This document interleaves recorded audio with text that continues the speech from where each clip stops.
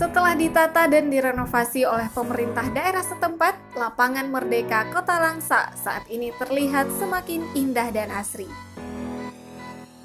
Terletak di pusat kota, tepatnya di depan pendopo wali kota Langsa, membuat alun-alun kota Langsa ini sangat strategis untuk dikunjungi. Di tengah ramainya pengguna jalan yang menimbulkan kebisingan, membuat alun-alun kota ini menjadi alternatif bagi setiap orang untuk melepaskan penat. Terlihat anak-anak bermain dan bercengkrama bersama-sama. Tidak hanya itu, kursi-kursi beton yang disediakan pun terpenuhi oleh pengunjung. Tidak perlu risau jika Anda tidak membawa makanan atau minuman, karena tepat di sudut sebelah kanan alun-alun kota Langsa terdapat pedagang yang menjajakan berbagai makanan